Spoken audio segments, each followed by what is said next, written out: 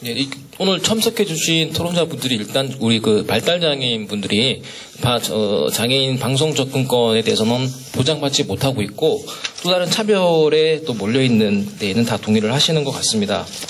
제가 볼 때도 일단 지금까지 저희가 장애인의 방송 접근권이라고 하면 시각장애인과 이제 청각장애인에 한정돼가지고 고려해봤지 발달장애인에 대한 논의는 없었거든요. 지금 늦었지만은 이런 논의가 지금부터라도 시작이 된 거에 대해서는 참 반갑고 고맙게 생각을 합니다. 네. 사실 잘못된 인식이 아니었나 싶습니다. 제가 이 말씀을 드리는 이유는 이 발달장애에 대한 방송 접근권이 늦게 나온 이유가 우리 비장애인이라고 얘기하죠. 그리고 방송 전문가들 이분들이 발달장애에 대한 인식 자체가 잘못된 데서 비롯되지 않았나. 예, 말씀을 드리는 거는 이제 저희가 보통 어릴 때 연령에 맞는 방송 프로그램을 제작하고 시청을 하고 있는데요.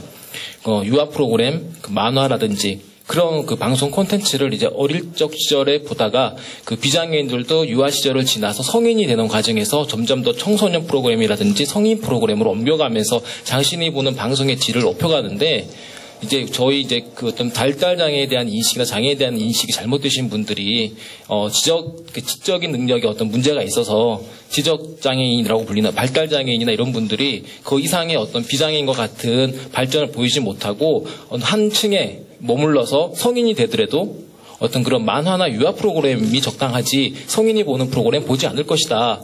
라는 그런 어떤 선입견에서 잘못된 편견에서 발달장애인에 대한 그런 어떤 접근성에 대해서는 논의하지 않았던 것 같아요. 이 부분은 저희가 분명히 방송사나 비장애인 분들 전문가들이 반성해야 될 부분이라고 생각을 합니다. 예를 들어서 제가 복지관에서 이제 근무를 할 때 우리 발달장애인 분들이 오셔가지고 그 다음날 하시는 얘기가 이제 그 전날 있었던 드라마나 이런 채널에 나왔던 성인 채널이나 이런 부분에 나왔던 얘기들 많이 하세요. 그 전에 만화를 봤는데 유치원 뽀뽀뽀 얘기를 하시는 분은 없거든요. 어저께 나왔던 드라마 얘기를 하시지. 예. 그렇게 보면 사실 비장애인들이 보는 받는 방송의 콘텐츠나 이런 것들과 발달장애인 분들이 보는 방송 콘텐츠나 이런 것들이 크게 틀리지 않다. 똑같은 화면들을 시청하고 계시고 똑같은 것들을 보고 계시기 때문에 어떻게 보면 방송에 원하는 그런 욕구들이 비장애인과 발달장애인 분들이 생각하는 것들은 어떻게 보면 같다거나 아니면 방송 시청하는 시간이 많기 때문에 오히려 높다라고 봐야 되지 않겠나 이런 생각이 듭니다. 그래서 일단 우리 사회적인 인식이 일단 좀 중요하게 생각을 하고 그런 인식들을 좀 바꿔가야 되는 그런 상황이 아닌가라는 생각과 함께 일단 저는 이번 연구에서 나왔던 것 중에 어떤 대안적인 부분에서 이런 얘기가 나왔죠. 발달장애인을 위한 전문 방송이 필요하다라는 말씀을 해주셨는데요. 연구에서. 저는 이 부분에 적극 동감을 합니다. 동의를 하고, 그리고 그 내용에서 아까 토론자분들하고 조금 의견을 달리하는데, 이 전문 채널에 어떤 역할이 있어야 됩니다. 그냥 단순히 발달장애인을 위한 방송을 만든다라는 게 아니라, 이제 지금까지 저희가 보는 발달장애인을 위해서 방송 따로 만들고, 비장애인을 위한 방송 따로 만든다. 라는 건 어떻게 보면 또 다른 벽이고 차별이지 않을까라는 생각이 들고요. 그게 아니라 제가 생각하는 발달장애인을 위한 전문 채널은 기존 방송을 가지고 재구성을 하는 거예요. 발달장애인의 입장에서 발달장애인이 알기 쉬운 용어를 써가면서 언어적 표현, 행동적 표현으로 바꿔서 기존에 있는 방송을 다시 재편집하는, 재구성하는 그런 방송의 전문적인 기술을 가진 그런 방송 채널이 필요하다고 생각이 들고요. 이 방송 채널은 이후에 지금 그런 콘텐츠들을 만들어내면서 그런 노하우들을 쌓아서 타 방송국이 발달장애인을 위한 방송의 어떤 프로그램을 시작할 때 매뉴얼을 제공할 수 있는 그런 노하우를 축적을 해야 된다고 생각을 합니다. 그러기 위해서는 그런 기술력 가진 전문 방송 채널이 필요하고 거기에 기술자들이 또 필요하고 그러기 위해서 방송을 만들고 난 다음엔 그 영상을 보여줄 수 있는 전문 채널이 필요하겠죠.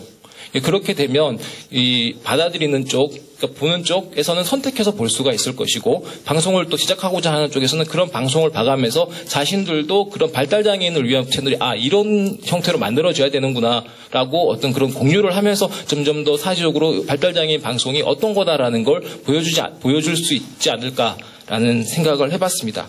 예.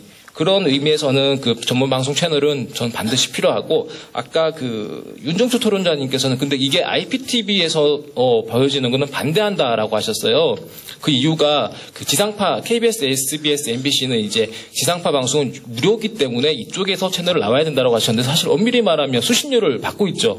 예, 지금 수신료를 뭐 올린다 만다는 얘기를 하고 있는데, 수신료 감면하고 이걸 떠나서 엄연히 그건 이제 유료 방송이라고 저는 생각을 해요. 왜냐하면 돈을 내고 있으니까. 비장애인 분들이든 아니면 뭐 그 대상이 면제 대상이 아닌 분들은 수신료를 내고 있고, 저는 그게 아니라 IPTV가 됐든 어디가 됐든 발달장애인이 어떤 그런 컨텐츠를 접하기 위해서 필요한 방송이라면 그 모든 방송이 면제 대상이 되어야 하지 않겠나. 거기에 대한 수신료가 지원되어야 된다. 그리고 그분들이 어느 때 언제 시간에 자유롭게 볼 수 있는 건 오히려 그 실시간 방송보다는 IPTV와 같이 콘텐츠를 저장한 상태에서 언제든지 선택해서 볼 수 있는 방송이 오히려 낫지 않을까라는 생각을 해봤습니다. 네, 저는 이런 내용으로 오늘 일단 먼저 말씀하신 분들이 대부분 어떤 필요성과 그다음에 지금 현재 문제점, 현황들은 다 말씀을 해주셨기 때문에 전문 방송의 필요성과 그 역할에 대해서 일단 말씀을 드리면서 마치도록 하겠습니다.